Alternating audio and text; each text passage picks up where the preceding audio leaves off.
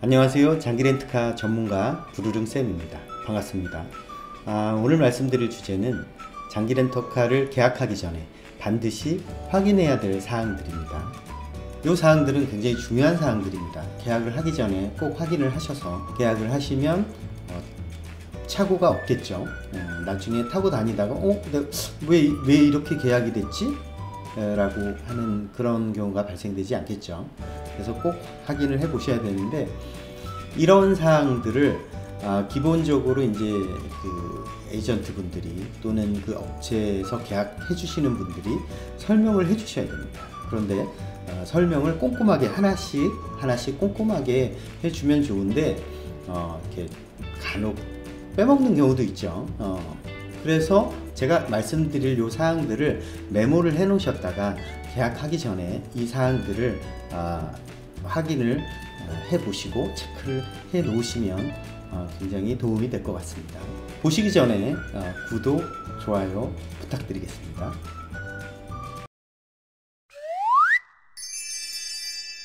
네, 장기렌트 계약하기 전에 반드시 확인해야 될 사항들입니다. 굉장히 중요한 내용들이니까요. 꼭 확인을 해 보시기 바랍니다. 간혹 계약할 때는 분명히 이렇게 계약을 했는데 나중에 렌트카를 타고 다니다가 내가 계약한 거랑 다른 경우도 간혹 있습니다. 그렇기 때문에 반드시 꼼꼼하게 확인을 하셔야 됩니다. 그 확인하셔야 될 사항들이 총 몇 가지인지 한번 살펴보시겠습니다. 네, 계약 조건 확인하기. 네, 총 9가지가 있는데요. 먼저 운전 가능 연령입니다. 만 21세 이상으로 계약을 했는지 만 26세 이상으로 계약을 했는지 반드시 확인을 해 보셔야 됩니다. 만 26세 미만인 운전자가 계약 조건에 만 26세로 되어 있다면 보험 혜택을 받지 못하기 때문에 꼭 확인을 해 보셔야 됩니다. 운전을 하다가 만약에 내가 아닌 다른 사람이 운전을 하고 싶다. 그런데 그 사람이 만 26세가 안 된다. 만 21세 이상의 운전자다. 그러면 렌터카 회사에 요청을 하셔서 상담을 받으셔야 됩니다. 이런 경우에는 이제 변경이 되는 경우가 있고 변경이 되지 않는 경우도 있으니까요. 꼭 확인을 해 보셔야 됩니다. 다음은 두 번째 보시겠습니다.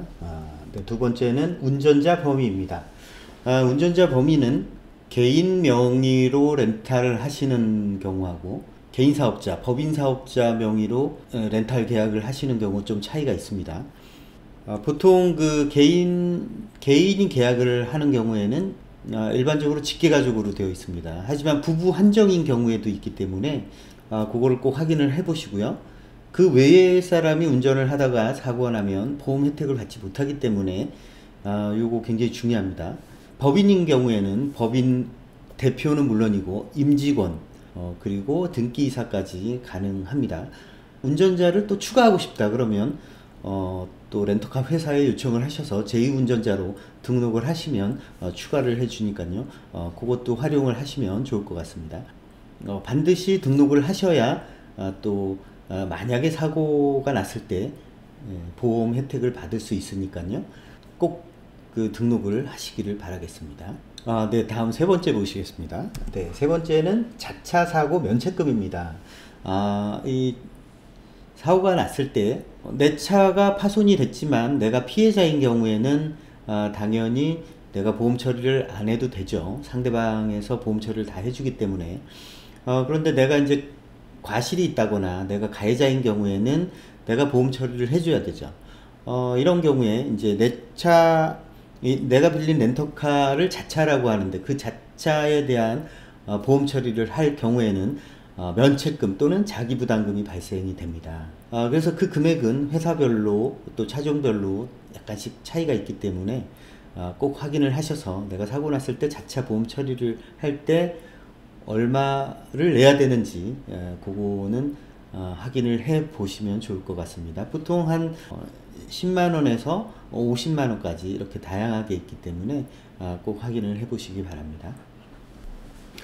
네, 다음 네 번째 보시겠습니다. 네 번째는 연체 이자율입니다. 연체 이자율은 일반적으로 보통 한 연 24%, 그러니까 연체가 됐을 때 연체가 됐을 때 연 24%의 이자를 적용을 받기 때문에 가급적 연체를 안 하셔야 되겠죠. 24%가 대부분입니다. 네. 네, 다음 다섯 번째 한번 보시겠습니다. 다섯 번째는 중도 해지 수수료입니다. 만약에 내가 3년을 계약을 했는데 또는 뭐 4년, 5년을 계약을 했다가 그 중간에 해지를 해야 되는 경우에 중도 해지 수수료가 발생이 되는데요.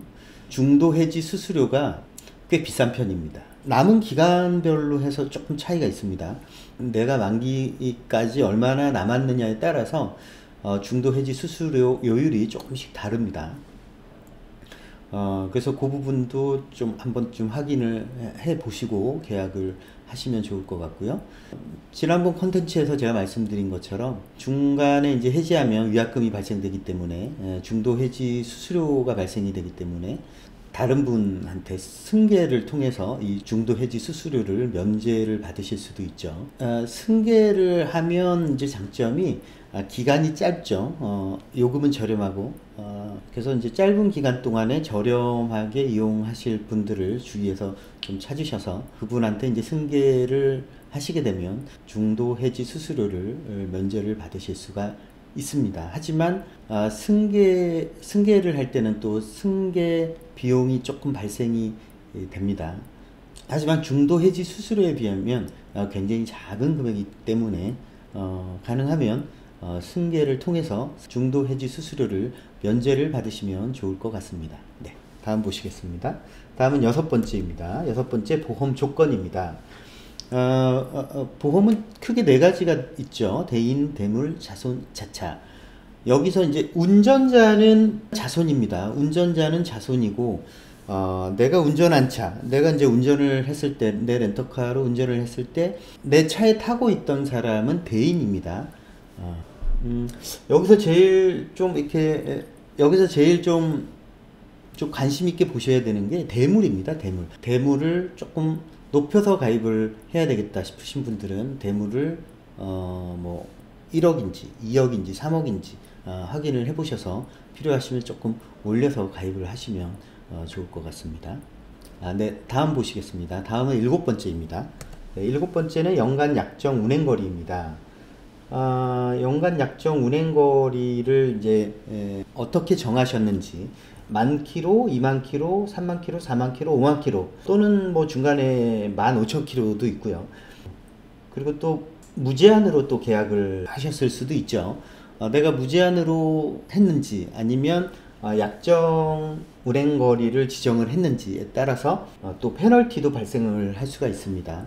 페널티는 보통 키로당 100원에서 많게는 200원까지 하기 때문에 페널티가 얼마인지도 확인을 해 보시고 무제한으로 계약하신 분은 뭐 페널티가 얼마인지 확인을 하실 필요가 없겠지만 약정 운행 거리를 지정을 하신 경우에는 이 페널티가 키로당 얼마인지 꼭 확인을 해 보시기를 바라겠습니다.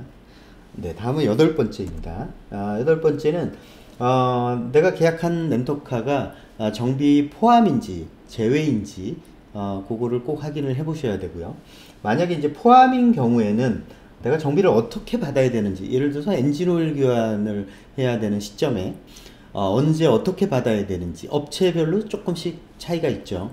날짜, 시간, 장소를 정해서 업체에서 방문을 해서 교환을 또는 정비를 해주는 경우도 있고요. 그 렌터카 회사에서 지정한 곳, 예를 들어서 현대면 현대 블루엔즈, 기아면 기아 오토큐 또는 삼성 애니카, 스피드메이트, 오토오아시스, 뭐 마스타 이런 곳하고 계약이 되어 있어서 정비가 필요할 때는 그쪽 전국 어디든 상관없이 그 브랜드가 있는 곳으로 가셔서 점검을 받으시면 되는데요. 내가 가입한 렌터카 업체에서 어떻게 정비를 받으라고 하는지 꼭 확인을 해 보시기를 바라겠습니다. 네, 마지막으로 아홉 번째 보시겠습니다.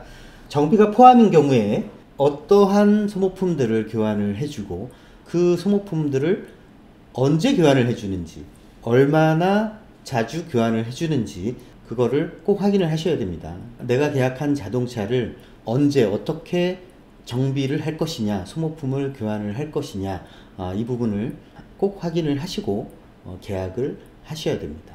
그리고 여기에는 표시가 안 되어 있지만 보험사가 어딘지, 그 렌터카 업체에서 가입한 보험회사가 어딘지 이것도 꼭 확인을 해 보시면 좋을 것 같습니다. 보통 요즘에는 이제 렌터카 공제조합을 많이 이용하지만 아직도 이제 삼성화재라든지 이런 곳에 가입을 한 업체도 있습니다. 그렇지만 이거는 해마다 또 달라질 수도 있기 때문에 내가 올해 계약을 해서 삼성화재다. 그러면 내가 만기 때까지 계속 삼성화재가 아닐 수도 있습니다. 그래서 해마다 변경이 될 수도 있으니까요.